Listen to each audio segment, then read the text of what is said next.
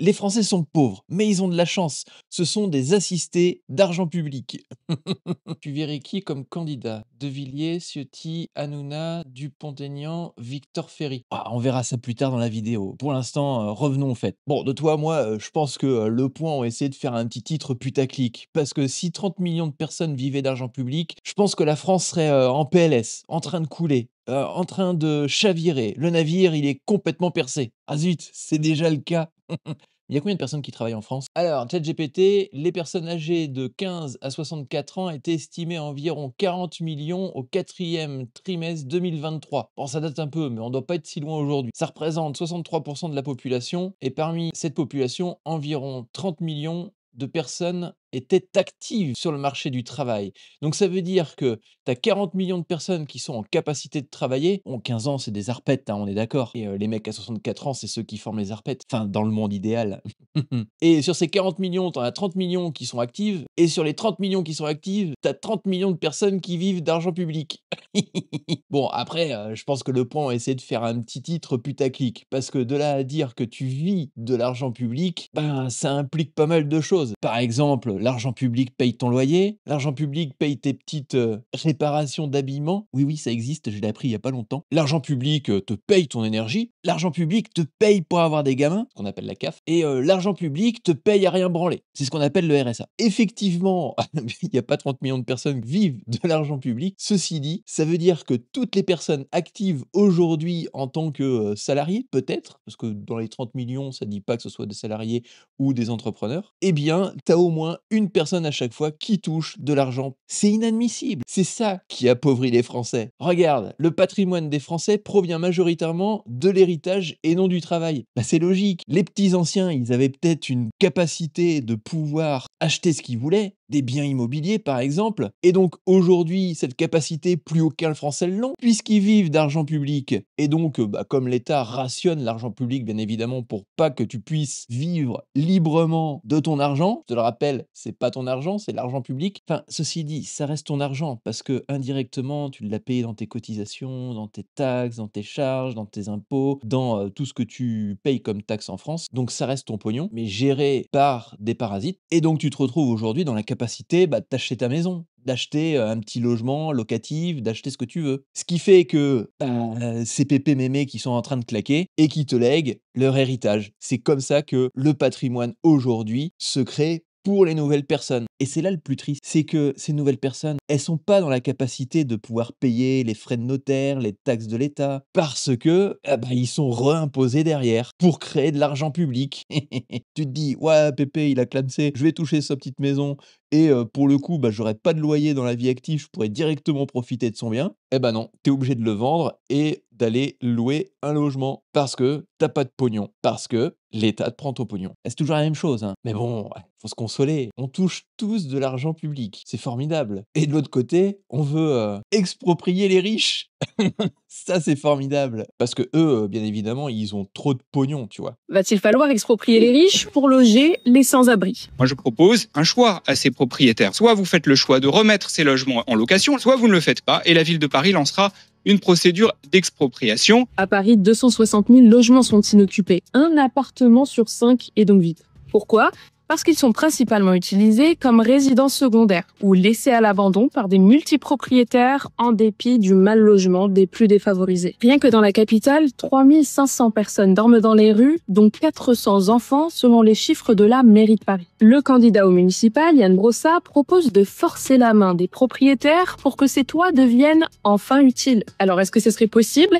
Oui, à condition de faire voter une proposition de loi à ce sujet. Reste à savoir si une majorité de parlementaires peut s'accorder sur la question et changer le sort de 350 000 hommes et femmes qui dorment dans la rue en France. Et voilà, encore une procédure communiste de plus. T'as trop de pognon, on vient te le piquer. Mais ça passera jamais au Parlement, hein. Je vais t'expliquer un simple fait. Ça voudrait dire que le petit mélange...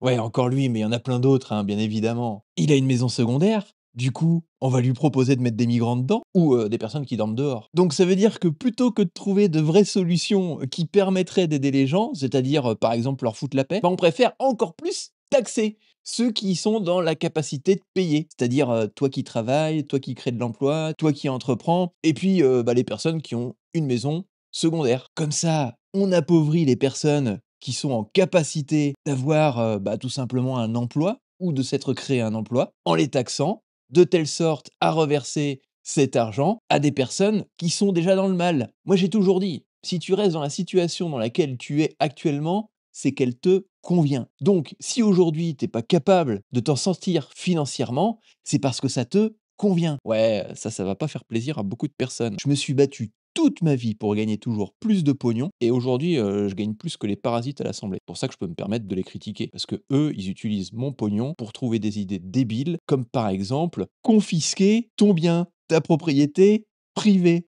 Tu vois pas qu'on est dans un état communiste? Et pendant ce temps-là, tu as Lucie Casse-Tête qui va publier un livre, certainement écrit avec ton pognon. Parce que, vraiment, si tu es pour la France, si ton seul objectif, c'est le bien des Français, tu n'as pas le temps d'écrire un livre. C'est pas possible. Donc dans ces cas-là, ce livre a été créé avec l'argent public. Pas du vol, ça? C'est pas ce qu'on appelle du détournement d'argent public? Ah tiens, je te parlais de privation de propriété, privée. Eh bien là, maintenant, tu as la régulation de l'installation des médecins généralistes comme spécialistes. Donc en France, tu ne peux plus rien faire. On ne te fiche plus la paix. C'est ça qui est fort. Et eux, ils appellent l'extrême droite, la Macronie, quoi. La Macronie, c'est le communisme. L'extrême droite, éventuellement, c'est le PS il y a 40 ans. Alors, tu verrais qui comme candidat? De Villiers? Non. Ciotti? Ouais, il est marrant, il me fait penser à une petite puce, là, quand il parle, peu excité, en mode, «Je vais exploser dans 2 minutes». Hanouna? Ouais, je sais pas quoi dire à ça. Hanouna. Dupont-Aignan? Victor Ferry? Ah, Victor Ferry, il ferait un très mauvais président parce que il fait de la pédagogie. Non, aucun d'eux, en fait. Je pense que je voterai pour moi-même. Le problème, c'est que à côté, Donald Trump et Milley, c'est des enfants de cœur. Parce que moi, je peux te dire que des aides publiques, il va plus en avoir beaucoup, quoi. Voire même, les gens vont devoir de l'argent public. Les lois débiles comme ça, on les squeeze, ça dégage. La justice de gauche, c'est pareil. D'ailleurs, un truc qui serait intéressant, c'est d'avoir en fait 2 personnes qui te condamnent, pas une seule personne. Un gars de gauche et un gars de droite. Bon, il y aurait pas beaucoup de condamnations, tu vas me dire, comme ils se mettent jamais d'accord entre eux. Allez, pour terminer cette petite vidéo, je vais te souhaiter un bon week-end avec des petites images très reposantes, très zen.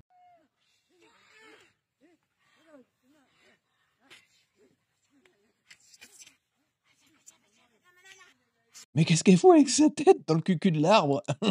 Oh le pauvre! Il avait pas prévu une coloscopie aujourd'hui.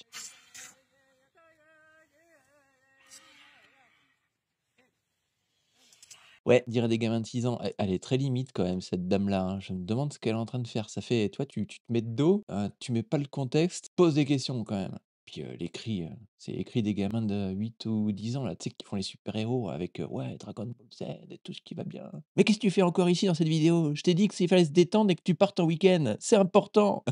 Bon, après, si t'as pas envie de partir en week-end et que t'as pas envie de profiter de l'argent public et que t'as envie de gagner plus de pognon, et c'est bien que tu sois resté jusqu'ici de la vidéo, eh bien, sache que sur cette chaîne, je te montre comment on fait régulièrement. Là, par exemple, je m'exprime sur des sujets qui m'intéressent et sache que tu peux faire exactement la même chose. Et c'est pas compliqué. Aujourd'hui, tu prends ton téléphone, tu t'exprimes sur un truc qui t'énerve, tu mets une petite image en copier par-dessus ou en background si t'es un petit peu techos au niveau du montage vidéo, et boum, basta, tu vas avoir des gens qui vont te rejoindre, partager tes opinions, et bonne nouvelle, YouTube, TikTok vont te rémunérer au bout d'une certaine période parce que tu as réussi à fédérer suffisamment de personnes. C'est simple de gagner du pognon aujourd'hui. Mais bon, le problème, c'est que personne ne veut se bouger le cul. C'est toujours la même chose. Non, moi, je préfère profiter des aides d'argent public parce que, comme ça, j'ai rien à branler. Je peux continuer à profiter de mon petit salaire de miséreux, continuer à me plaindre comme un miséreux, aller dans des manifestations et danser comme un débile, mais moi, je m'en fous. Pendant ce temps-là, je touche des aides. Allez,